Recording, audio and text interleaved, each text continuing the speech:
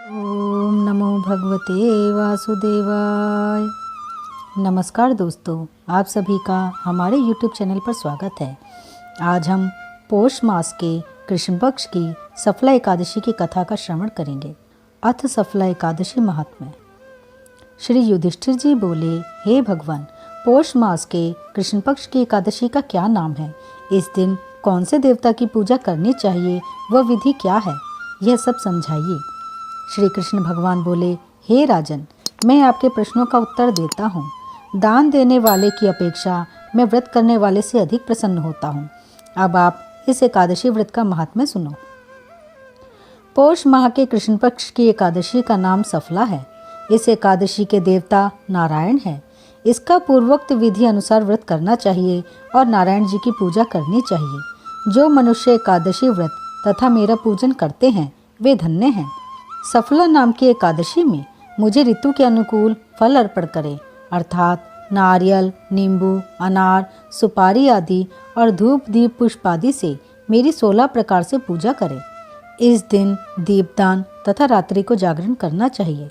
इस एकादशी व्रत के समान यज्ञ, तीर्थ तथा दूसरा कोई भी व्रत नहीं है।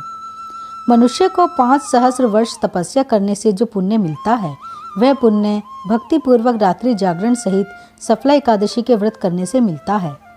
हे राजन, अब आप सफला एकादशी की कथा ध्यानपूर्वक सुनिए। चंपावती नगरी में एक महिष्मान नाम का राजा राज्य करता था। उसके 4 पुत्र थे। इन पुत्रों में सबसे बड़ा लुम्पक नाम का पुत्र महापापी था। वह सदैव परस्त्री गमन तथा वैश्याओं के यहाँ अपने पिता का धन नष्ट किया करता था। वह देवता, ब्राह्मण, वैष्णवादि की निंदा किया करता था।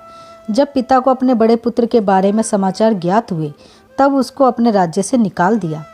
जब लुम्पक सबके द्वारा त्याग दिया गया, तब वह विचारने लगा कि अब मैं क्या करूं, कहाँ जाऊं।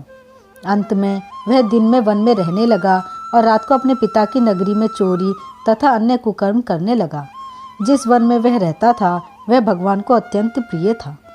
उस वन में एक बहुत पुराना पीपल का वृक्ष सब देवताओं का क्रीड़ा स्थल था। इसी वृक्ष के नीचे लुम्पक रहता था। कुछ दिनों के पश्चात पौष माह के कृष्ण पक्ष की दशमी के दिन वह वस्त्रहीन होने के कारण शीत से मूर्छित हो गया। रात्रि को न सो सका और उसके हाथ पैर अकड़ गए। उस दिन वह रात्रि बड़ी कठिनता से बीती, परंतु सूर्य नारायण के उदय होने पर भी उसकी मूर्छा न गई। सफला एकादशी के मध्याह्न तक वह दुराचारी मूर्छित ही पड़ा रहा। जब सूर्य की गर्मी से उसे होश आया तो वह अपने स्थान से उठकर वन से भोजन की खोज में चल पड़ा। उस दिन वह जीवों को मारने में असमर्थ था, इसलिए जमीन पर गिरे हुए फलों को लेकर पीपल के वृक्ष के नीचे आया। जब सूर्य भगवान अस्ताचल को प्रस्थान कर गए, तब फलों को पीपल की जड़ के पास रख कहने लगा कि हे भगवान, इन फलों से आप ही तृप्त हों।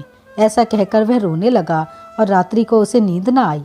इस महापापी के व्रत तथा रात्रि जागरण से भगवान अत्यंत प्रसन्न हुए और उसके समस्त पाप नष्ट हो गए। प्रातः ही एक दिव्य घोड़ा अनेकों सुंदर वस्तुओं से सजा उसके सामने आ खड़ा हो गया और आकाशवाणी हुई कि हे राजपुत्र, भगवान नारायण के प्रभाव से तेरे समस्त पाप नष्ट हो गए हैं। अब तू अपने पिता के पास जाकर राज्य प्राप्त कर। लुम्पक ने जब ऐसी आकाशवाणी सुनी तो वह अत्यंत प्रसन्न हुआ और हे भगवान, आपकी जय हो, ऐसा कहता हुआ सुंदर वस्त्रों को धारण कर अपने पिता के पास गया। उसने संपूर्ण कथा कह सुनाई और पिता ने उसे अपना राजभार सौंपकर वन का रास्ता लिया।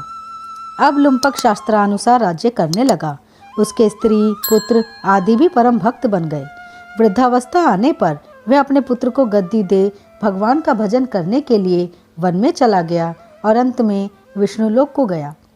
भक्ति पूर्वक जो मनुष्य सफला एकादशी का व्रत करते हैं, वे अंत में मुक्ति पाते हैं। जो मनुष्य भक्ति पूर्वक सफला एकादशी का व्रत नहीं करते हैं, वे पूंछ और सींग से रहित पशु तुल्य हैं। सफला एकादशी के महात्म्य के पठन व श्रवण से अश्वमेध यज्ञ का फल मिलता है। सफला एकादशी व्रत कथा यहीं समाप्त होती है। ओम नमो भगवते वासुदेवाय।